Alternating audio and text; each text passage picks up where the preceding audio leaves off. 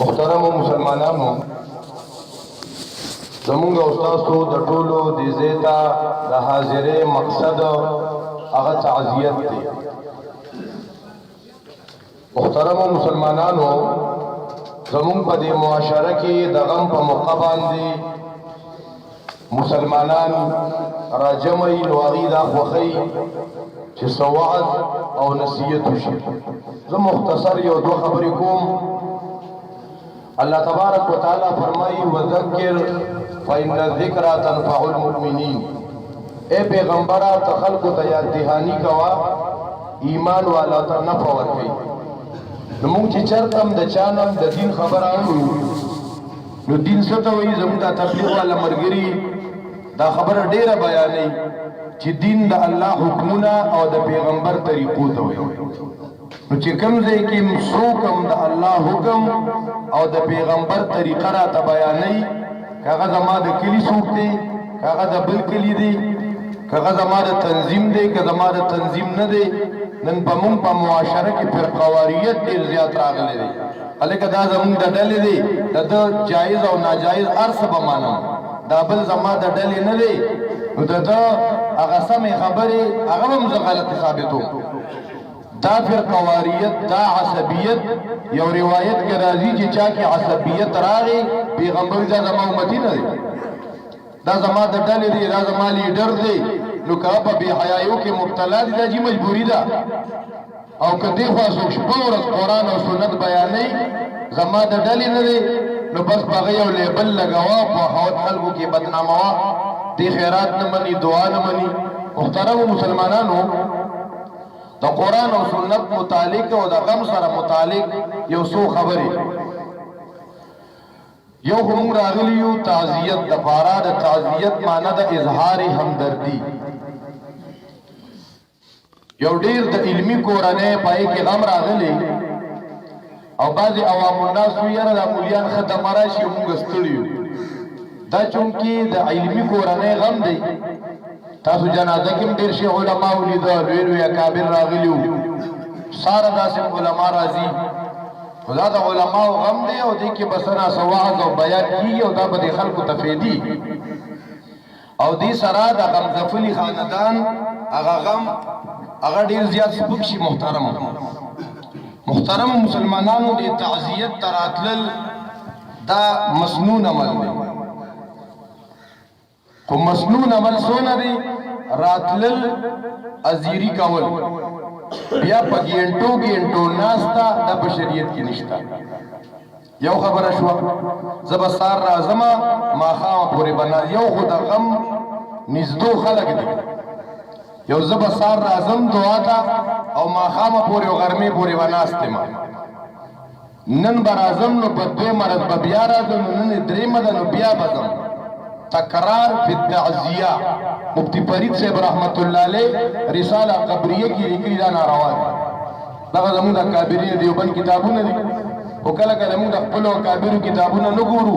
روان په بل څیزو نسبت دیوبند ته کوو، هغه خپل د دیوبند هغه میشن بدنامو. محترم د خپل اکابرو کتابونه مطالعه کول پکاري. دویمه خبره محترمو، یو په موږ د مړي حقونه دي. د مړي په حقونو کې مړي ته غسل ورکول، دغه د کفن انتظام، الله ته په جرګه ودرېدل، دغه د مغفرت سوال کول، دغه په تدفین کې شرکت کول. او محترمو چې نبی علیہ السلام د تدفین نه فارغ شوی کنه هغه یو اعلان کړو.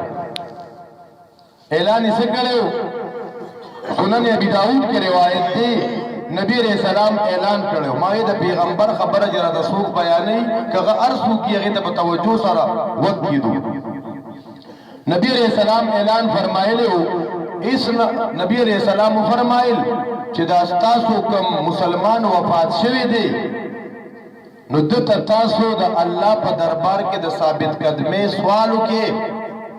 د دې یو نوې ژوندۍ شروع شو. دا زموږ عقیده ده، دا زمون ایمان دی چې کله د انسان د دنیا دا پیریډ ختم شو نو د قبر او د برزخ یو زندگی ده. هغه څنګه زندگی ده؟ هغه د متشابهاتو نه خو زندگی شته. د دنیا د ژوند د ختمېدو نه پس ځکه د قبر عذابونه دي د قبر نعمتونه دي چې کوم خلک د قبر عذاب نه مني دا قرآن نه مني شیخ القرآن رحمت الله علیه العرفان فی اصول القرآن کې ذکر کړی دي چې کله تخویفات ذکر کوي چې یو تخویف دنیوي دی یو تخویف اخروی دی یو تخویف برزخی او قبری دی نو د قرآن اتلس آیتونه ذکر کړی دي چې د قبر او د برزخ عذاب په اتلس آیتونو سره ثابت دی چې څوک د قبر ژوند او د قبر عذاب او د قبر نعمتونه نه مني دا مسلمان نشي کېدی نو محترم مسلمانانو نو یو خبره چې دا ثابت دي د قبر عذابونه د قبر نعمتونه نو نبی علیہ السلام اعلان کړو په قبر چې دا کوم مسلمان وفات شوی دی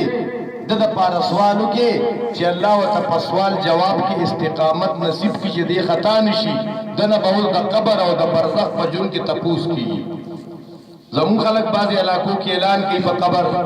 ایماندارو دا ټول ملمانه به مونږ سره اجري پورې ځي د پیغمبر اعلان سره او د ماوستا اعلان سره او کله کله تاسو عجیبای په مونږ مولیانو باندې خلک دا اعلان کوي چې جی اعلانو کې ښه الله اکبر کبیر دویمه خبره محترمو بیا د مردگانو حقوق په دغه ځای پوره نشو د مردگانو د پاره ایصال ثواب دی اهل سنت والجماعت د دې قائل دي په خلاف د معتزله کې دارنګي د نفلی اعمالو د نفلی عبادتو د نفلی عمرو دارنګي د تلاوت د نوافل ثوابونه د دې ثوابونه مردگانو ترسي او په انتظاری باقی د کیسه خدا مونږه چې نن د درې میرا خیرات دي او سو کوئی دا دعوت دی سپینې خبرې وکړو محترم او دویم دا به نن د لومبه جمعې دا به خیراتی دا به سلويختی دا به خیراتی نو دا باسي ګپی ښا شیخ الحدیث مولانا سرفراز خان صفدر صاحب رحمت الله علیه راه سنت کې لیکلي دي دا رسم صوم رسم جهلم رسم برسی یہ طریقے حنود ہے دا د اندوانو طریقې دي نو طریقه مو د اندوانو کا خدای رضی سوال زما مړی توبه خي نو دا یاد ساتل پکار دي دا زمون خلک مونږ مجبور یو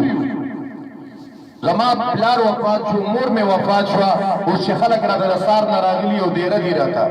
زه به مجبورن ځاخلی پخلی کوم اخیری خبره تنویر رحمت الله علیه په واقعاتو کې لیکلی و یو علاقه کې د یو سړي پلار وفات شو دا خلک وته دګیا د علماء دیوبند خبرې دي او د قران او د سنت خبرې دي او تنویر رحمت الله علیه د علماء دیوبند یو ډیر لوی نامي ګرامي عالم تیر شوی دی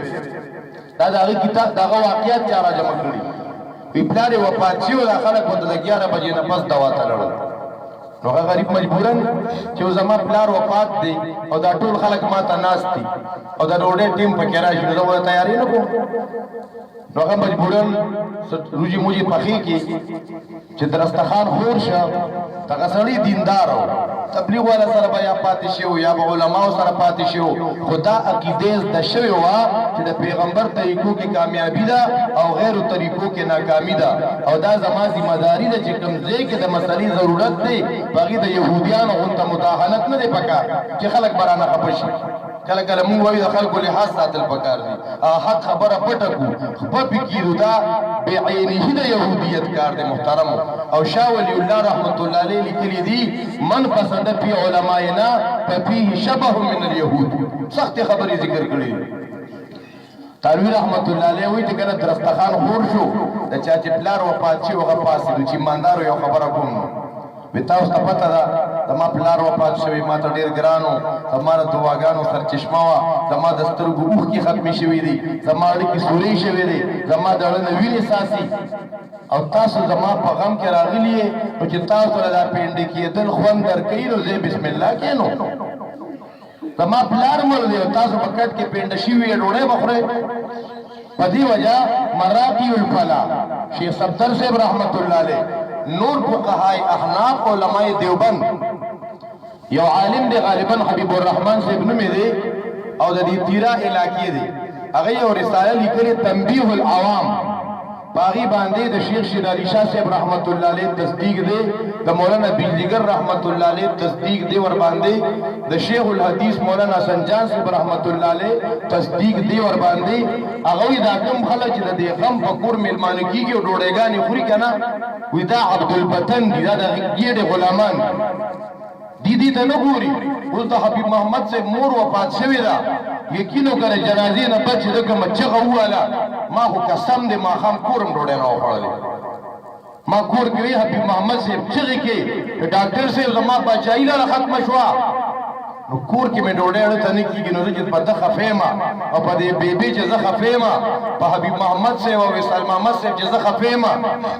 محترم زما خو په کور کې ډوډۍ اړه نه کیږي او چې درې زموږ د علاقې خلک دلته په مړه کې د ډوډۍ خورو قسم می دی په الله دا مولانا ابراهیم صاحب دی مولانا دلاور صاحب دی دا د علاقې ستر علماء کرام دي مولانا عمر فاروق صاحب دی تاسو ته نو کې کتابونه سوي مونږ ته زموږ علماء دیوبند زموږ شریعت نبی علیہ السلام اعلان کړو چې اسمعوا لآل جعفر طعاما په جعفر غم راغلی اولاد دې تاسو ډوډۍ ورکې مونږ ته شریعت دا وایي چې بچا غم راغی کنه دغه ته بوج سپک کا هغه بوج لایټ کا لګو نو محترم یو به د سړي مور وفات شوي او درې ورځې به دې مونږ ته خوراکونه راکوي زمون فقهاو لیکلي انما شرعت فی السرور لا فی الشرور هر خبره مې د قرآن او د سنت د فقهای احناف د علماء دیوبند حوالی سره وکا انما شرعت فی السرور دا ډوډېګانې دا پیډ کېده دا مجمع کې او دی خوښه اخوښه غوښه پکې واچوه دا د خادو سیز دی دا د غمونو سیز نه دی دا واده به کوو چې نن نه بعد په کلي او علاقه کې د غم د کور ډوډۍ نه خورو انشاءالله چا واده ده د سنتو خلاف دي محترمو وهم ده کنه کله به دا ګیره به خارخ کوي چېرې غوښه ده پکې او دادي